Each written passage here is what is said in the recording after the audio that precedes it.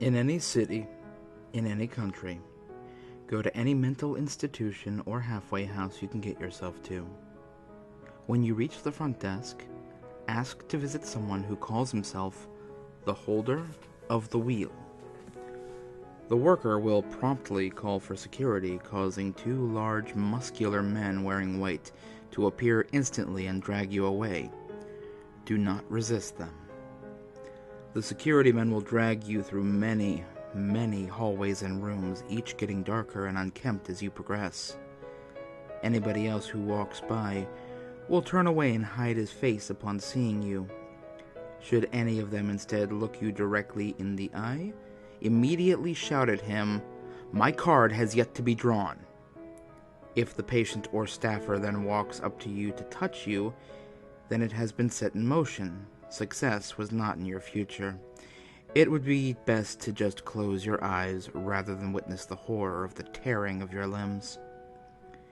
If the person walks away, you are safe. The security men will drag you along until you have reached a damp and dirty cell in a long-abandoned section of the institution. The men will shove you inside and lock the door behind you. It'll be dark as pitch.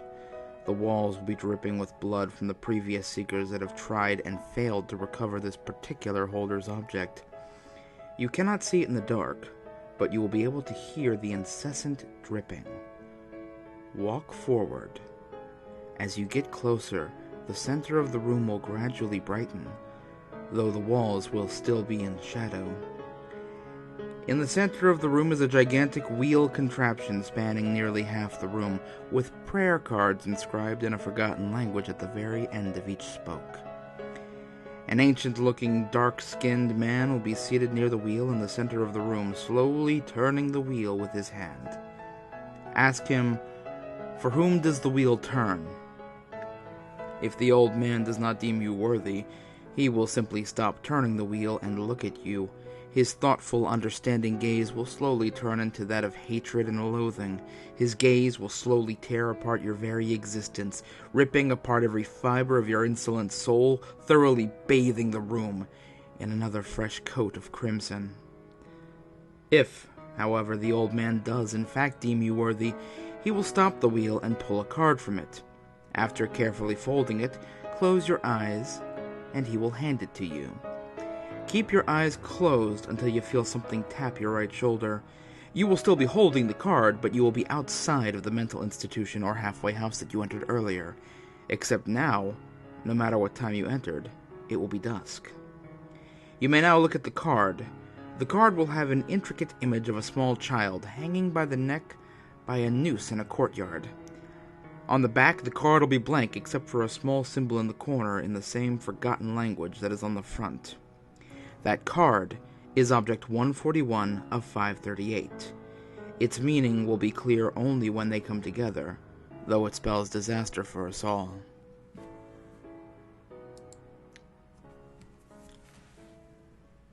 In any city, in any country, go to any mental institution or halfway house you can get yourself to. When you reach the front desk, ask to visit someone who calls himself the holder of balance. Upon this request, the worker will insist that you must be here to see the holder of love, and begin leading you down a small corridor. If you do not quickly interject before the worker has left the room, then you will forever lose the chance to complete your task. Following him can only lead to the holder of love.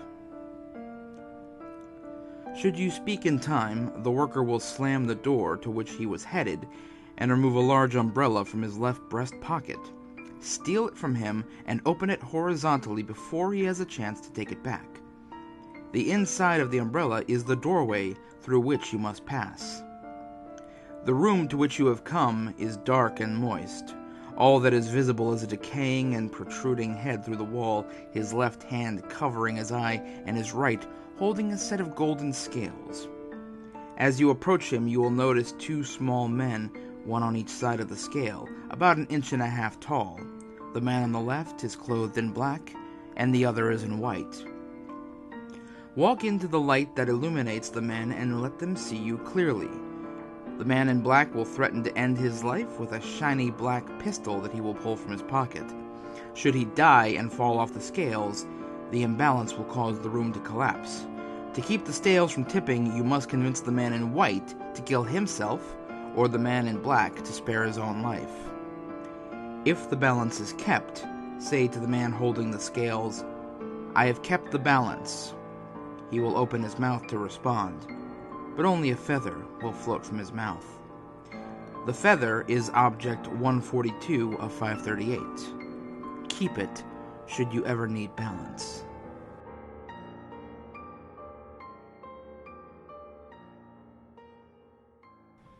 In any city, in any country, go to any mental institution or halfway house you can get yourself to. Ask the person behind the counter to speak to one who calls himself the holder of the seal. The clerk ought to begin to giggle gleefully and run out the front door, seemingly overjoyed. Wait for the doors to close, then quickly follow the employee.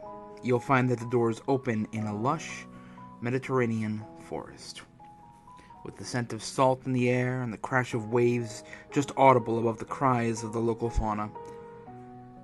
There is a chateau at the top of a towering sheer cliff overlooking the balmy seawater. Go to it. Be careful as you trek through the forest or along the shore, whichever way your journey takes you. This forest, though it may look it, is not of this world. The chateau should appear deserted, dilapidated, and in disrepair. If it does, enter. If it doesn't, leave the area. Build yourself a hut and wait the days or months until it does. You want no part of what's going on inside. Once it looks aged and decrepit, enter. When you do enter the chateau, make your way toward the cliff, toward the sea. You're looking for a towering set of mahogany double doors, engraved with arcane letters and symbols. These are of the language. Don't stare at them for too long, lest they consume you. Enter. You'll find a library of sorts looking out over the sea through an enormous panoramic window. There will be many, many bookshelves crammed with dusty books whose pages haven't felt the touch of a hand of a human or otherwise in untold millennium.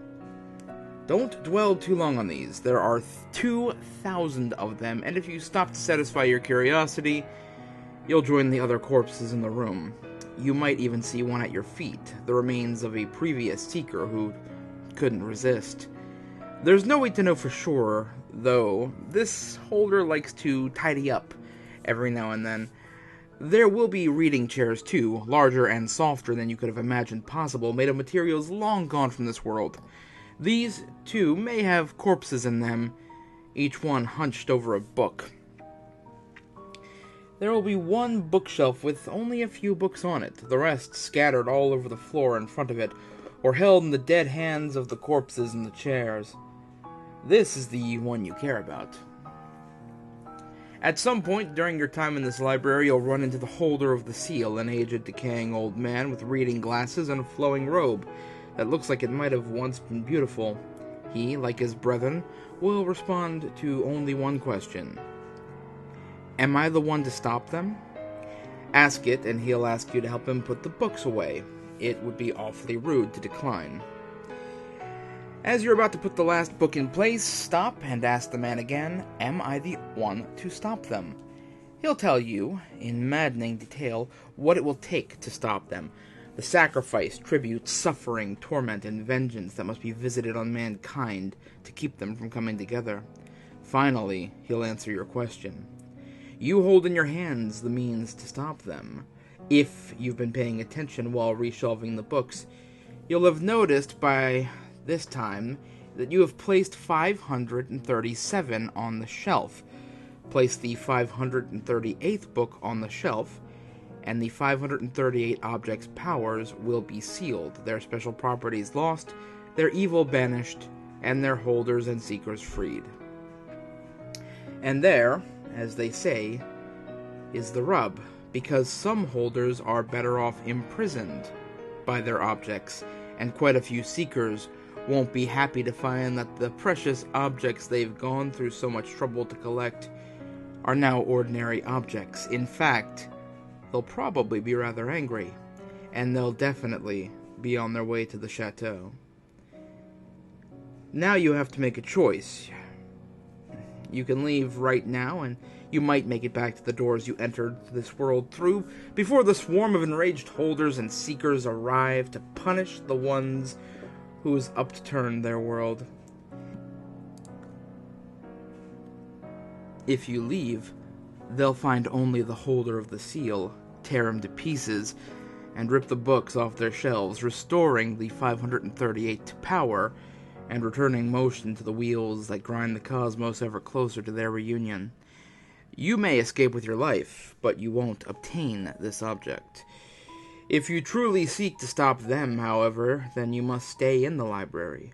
Soon every horror ever known will arrive and throw itself against the walls, windows, roof, and foundation of the chateau. They won't get in right away, however. This is the holder's domain, and he has some power here. He won't be able to last for long, though, as old as he is, so you'll have to act quickly. Somewhere on the bookshelf is the story of this object, its book. You must find it and read it. Be warned, the titles, pages, and labels on the shelves are all in the language, and they're not in any order that makes sense to mortals. Furthermore, each book contains the full history of its object. The full history, with every gruesome detail of every seeker, holder, or other being that ever came into contact with it. As you read a book, you'll find yourself drawn into the story so much that the trials of each seeker will become yours. Their madness, their fear, their greed, and more importantly, their injuries. Don't dwell too long on the wrong book. Find the right book and read it. If you survive, the old man will vanish, and you will become acutely aware of every board, nail, wall, nook, and cranny of the chateau, every contour of every chair, shelf, and book in the library, and every word of every book. If this doesn't shatter your fragile sanity, then congratulations, you are now the holder of the seal. They are sealed, but hell is coming to set them free. Keep the books shelved for as long as you wish to stay their hand. If, on the other hand, you wish to claim this object for yourself, and damn the rest of eternity by doing so, then simply take the book and leave. Just don't take the wrong one. No holder or seeker that ever was in existence will be pleased to have their every secret laid bare in your hand, and you'd be surprised just how many would go out of their way to remove them. And secrets, that is. Again, though everything is in the language, and you run the risk of getting lost in any book you open to check, if you manage to find the proper book before the holder weakens, and the legions of the damned crash through the wide windows to exact their punishment, then flee out of the front door. If you found the right book, you'll find yourself outside the mental institution you started at, as if you just burst out the front doors. As long as you possess that book, no object can harm you. As long as you possess that book, they cannot be stopped, for there will always be one book missing from the shelves. That book is Object 143 of 538. You have broken the seal and scattered the pieces. How long can you live with what you've done?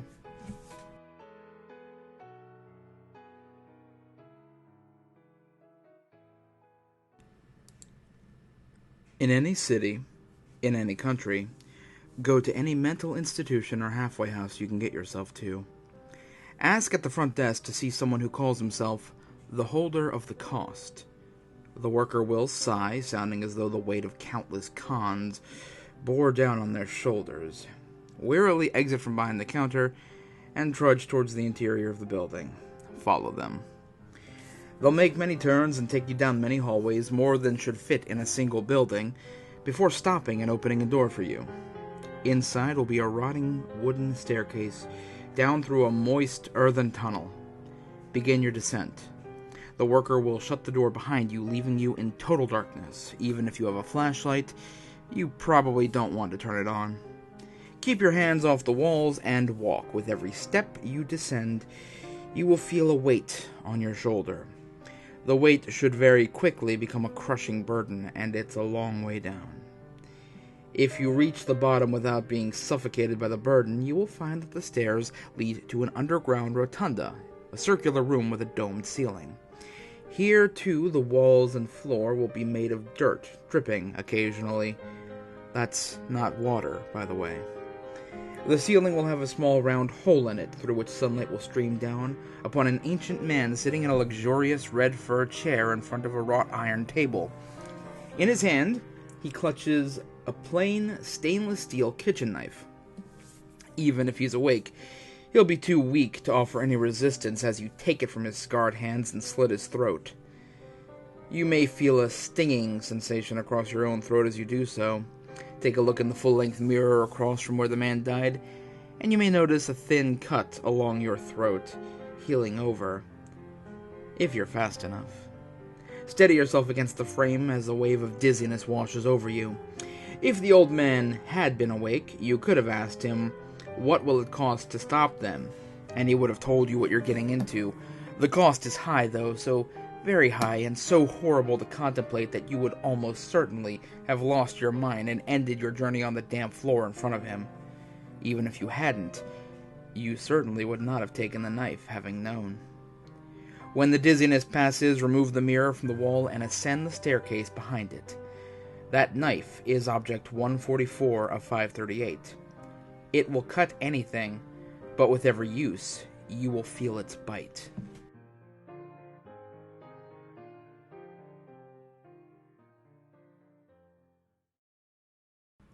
In any city, in any country, go to any morgue you can get yourself into. Walk up to the front desk and ask if you can visit someone who calls himself the Holder of the Harvest. The worker's expression should turn to a cold, impassive one, an expression so chilling you'd be sure you were looking at a corpse. You'll be transfixed by his eyes, unable to look away, while millennia-old messages of death and despair burn themselves into your mind. At this point, you must not, under any circumstances, break eye contact with the worker, for if you do, you risk becoming part of the message of the damned. This ordeal will last for what seems like centuries, but as these images drill into your mind, you must keep alert. If you are sharp enough to keep your wits, you will notice that while the worker's eyes are sternly riveted to yours, his soul will stand up and leave his body. Breaking eye contact while this happens will grant you eternal damnation. To safely break the infernal bond between your eyes and those of his body, you must muster your courage and strength to shout, "It's not yet my turn." Should the visions and images continue, you will soon join them, as your body experiences excruciating pain, your mind finally giving way to the madness that you felt for so long. If the visions stop, however, then look for the worker's specter and follow him. The ghost should pass through a wall. Follow him, and you, too, will pass through the wall. The area beyond will be similar to a museum exhibition, but these exhibits are ghastly figures, displays of war and disease, moving images of murders and rapes, mothers wailing over their dead sons, fathers mutilating themselves over their raped and murdered daughters. These figures of unrelenting horror line the walls, ceilings, and floor. Make sure you are directly behind the ghost. If you stray from his path, you'll become part of the exhibits for all eternity. Soon the ghost will again pass through a door. This time you must not follow as you did before. There's no turning back now. On this door is the relief of a little girl peacefully kneeling down, as if in prayer. Your first image of peace amidst this museum of death. Say hello to your new dwelling, should you see any other relief other than the one described. If the relief you see is the little girl, steel yourself and open the door. You will find yourself in a wheat field. In the middle will be a black-robed figure gracefully dancing. Upon closer inspection, you see that he is actually holding a huge scythe, slashing it about and cutting off stalks of wheat as he goes along. The figure wields it with skill attainable only with centuries, if not millennia, of practice. Every slashed stalk of wheat secretes a liquid, fresh blood. Listen closely, and you will hear the cries of unspeakable pain coming from the severed stalks. When he turns to your direction, he will be surprised to see a living entity in his world. Before he decides to add you to his ever-growing collection of souls, you must ask one and only one question. Where are the workers in this field? After you ask this, he will again start dancing while laughing wildly, and he will narrate a story that predates the earth itself, the story of how death came to be. Many go mad at this information, as death was not the simple phenomenon one might think. He will then tell you a secret that only the ancients know, the truth about death. If you do not go mad after all this, the robed creature will stop dancing, strike his huge scythe into the ground, and say, "I know what to do with you in time." Give a respectful nod and close your eyes. You will then feel a burning in your chest as if you were being stabbed. Do not open your eyes. This is your final test. The pain will start spreading throughout your entire body. You'll feel as though you're on the brink of death, and you'll hear crying all around you. And it'll irritate you, and you'll want it to stop. You can give in to the pain if you want to, but if you're resilient, you will see yourself in the wheat field with the robed creature's scythe jutting out of the ground.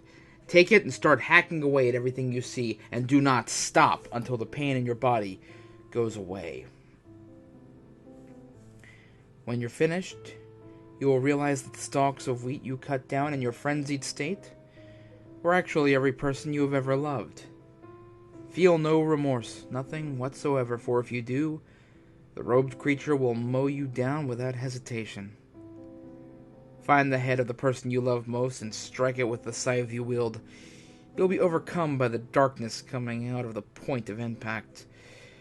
When you wake up, you'll be at your local cemetery, and a funeral will be taking place nearby. Beside you will be the scythe wielded by the robed creature. Take it. The scythe is object 145 of 538. The harvest is coming, and the workers are few. In any city, in any country, go to any hotel or condominium building you can get yourself to. When you reach the front desk, ask to visit someone who calls himself the Holder of the Sun. The front desk's phone should immediately ring, prompting the worker to ask you to wait a moment. While the worker answers the phone, go to the nearest beverage vending machine you can find and, without inserting any money, press the button for the first drink listed. No matter what the drink is displayed, the can that comes out will be of plain, unmarked metal and will be hot to the touch. Open the can and drink as much of the searing liquid as you can before the worker hangs up to the phone. If you drink enough in time, then you will immediately lose consciousness. When you awaken, you will find yourself on a couch in a magnificent room. The ceiling is far, far above your head, and the massive windows not only wash the entire place in golden sunlight, but also allow a view of the city in which you started, many dozen miles below you. Seated on a chair not far from you will be a man who exudes healthy youthfulness. He will just have hung up his phone and will be eyeing you with a mixture of confusion and amusement, for you have rather suddenly appeared on his couch. Sit upright and calmly tell the man your name and age, then proceed to tell him as much about yourself as you think, without making any direct mention of objects or, more importantly, the other holders. He particularly does not wish to hear about the other holders. If at any time during your speaking the man lifts his phone to his ear, then your journey has come to the end. If, however, the young man politely gestures for you to stop, then pause for a moment and wait for him to ask you why you have come to his room. When he again gestures for your response, ask, "Who kept them in place when they were together?" The young man will proceed to weep softly at the question. There is no point in trying to console him. Instead, stand up and walk to the only other door in the room. When you are within arm's length of the door, the man will call your name. Turn to face him, and you will see that he is floating several feet above the floor and emitting a bright light that drowns out even the sunlight. Do not turn away from this light, and do not blink, even as you feel your eyes dry out and burn away. When your vision has been completely ruined, you will once again fade out of consciousness. Upon awaking, you will find yourself in a hospital or medical clinic, your vision completely undamaged. The medical staff will be confused as to your presence, but ignore them and leave. Upon leaving, search your pockets, and you will find something you did not have before. The cufflinks are object 146 of 538. They yearn to end their separation, but they must never come together.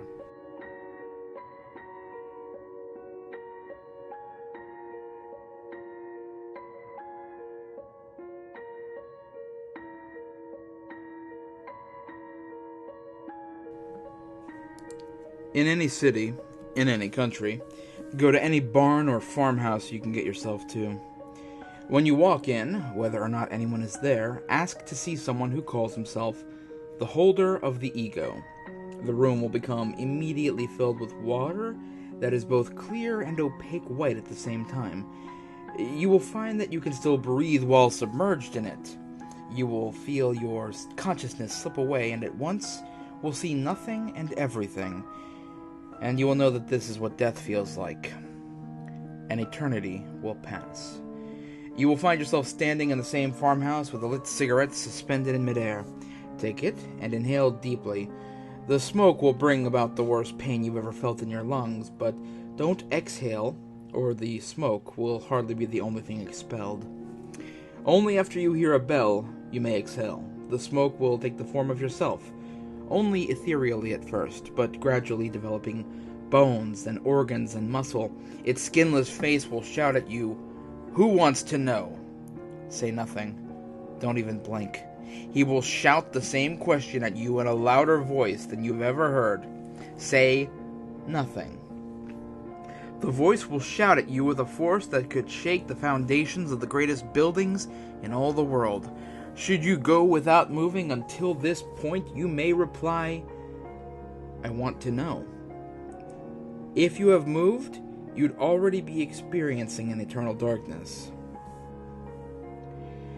Your doppelganger will take off like a man possessed, dashing through mazes of walls and fencing that seem to sprout up around him. If you take the time to look to any of these walls, he will be long gone, and you'll be left to wander the maze forever. When you reach the end of the maze, you will see expanded before you all of your memories and experiences. These will stay with you for the rest of your life, and you'll be able to recall with perfect clarity anything that's ever happened to you. You'll suddenly remember a needle that's been in your jacket pocket for who knows how long. This needle is Object 147 of 538. Reality itself is pierced by it.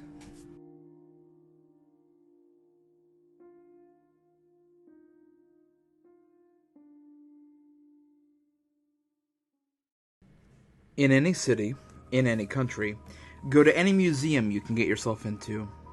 Approach the curator and ask to see the holder of history. A look of terror will come over his face, and he will remove his glasses and press them into your hands. His eyes now appear completely white, devoid of iris or pupil. The glasses have no lenses. Put them on and speak the word, "When." The curator will lead you to a trapdoor behind a map of the museum. Covering his blind eyes, he will open the door for you. Climb in. Do not remove the glasses. If you do, the nightmarish world beyond ours is all you will see for eternity. Your mind will not survive. Walk along the stone pathway before you. It may stretch on for miles. The journey may take days, but you must keep walking. Don't ever stop or turn around. Eventually, you will hear children's voices, hundreds of them, as if all the children of Earth were speaking to you at once. The voices will scream wishes, regrets, and sorrows.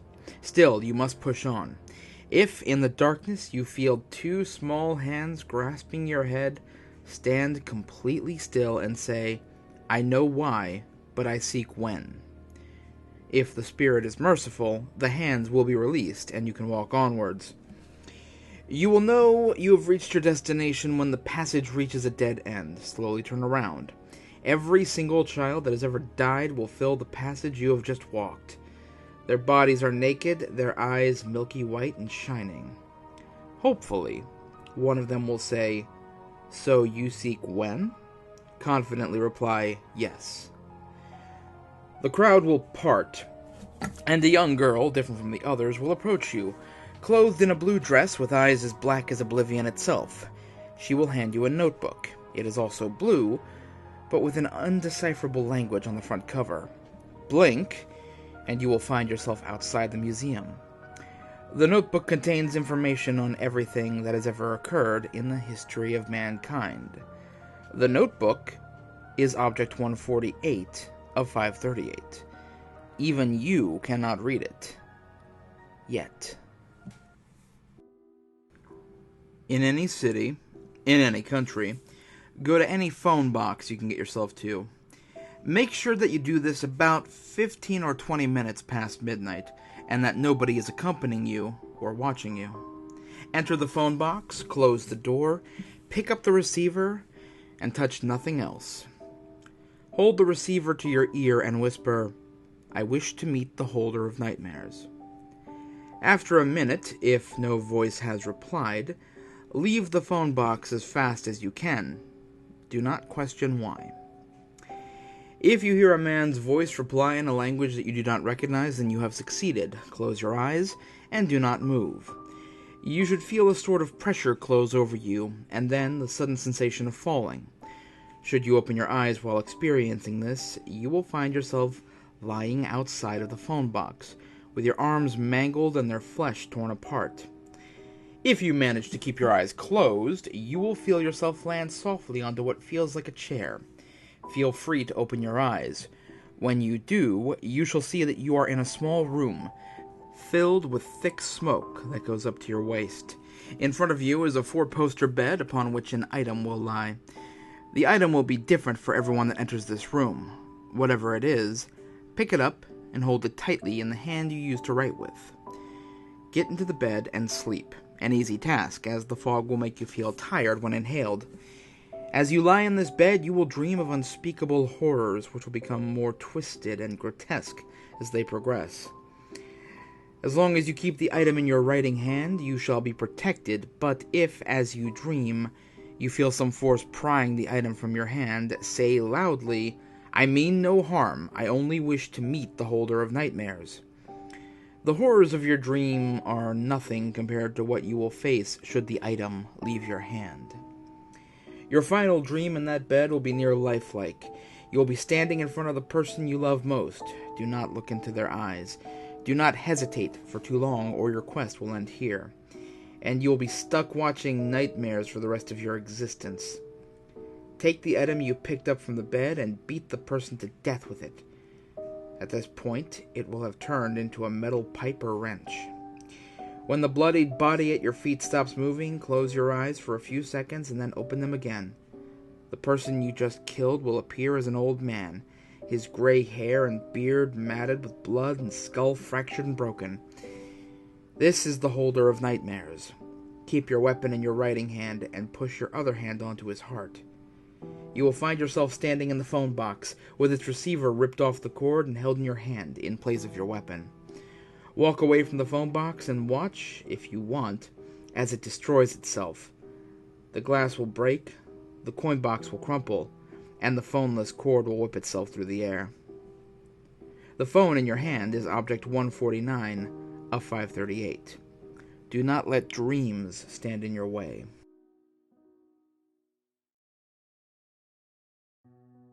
In any city, in any country, go to any military base you can get yourself to. Tell one of the officers that you wish to see the holder of numbness. The officer will respond with a salute and lead you to a short hallway, whose sole door is covered in inscriptions. As you approach the door, you will feel a natural urge to flee. If you succumb to it, you will spend the rest of your life tormented by the thought of what might lie behind that door. However, if you stand your ground, you will be left to decipher the runes covering the door. They are a password. If you are meant to take this holder's object, the password will come to your mind after examining the runes. Say it aloud.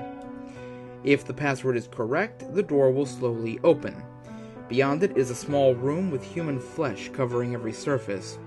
Carved into that flesh are more runes. A man with filthy, floor-length hair covered in what appears to be fleshy camouflage will be sitting in the middle of the room, carving into the floor with what appears to be a military utility knife. As soon as you step into the room, he will turn his attention to you, revealing a pair of orange eyes and a hideously scarred face. You will feel an intense sorrow, followed by dread. Ask him one question. How did it happen? The holder of numbness will grin maniacally and hand you his knife with an otherworldly voice. He shall then utter a single word from an unknown language. That word conveys an image, a message of horrors beyond human understanding. It shatters all mental barriers, driving most who hear it into madness and suicide. If you manage to withstand it, return the holder's knife. He will then proceed to hand you a holster before resuming his work. Said holster contains a handgun covered in intricate runic designs. Its stopping power is unmatched. If you choose to fire that gun, you will feel a numbness spread from your hand to your entire body. This sensation will never leave you, and will eventually cover your mind and soul. That object is 150 of 538. Perhaps it will stop them. Perhaps it is all a fool's gambit.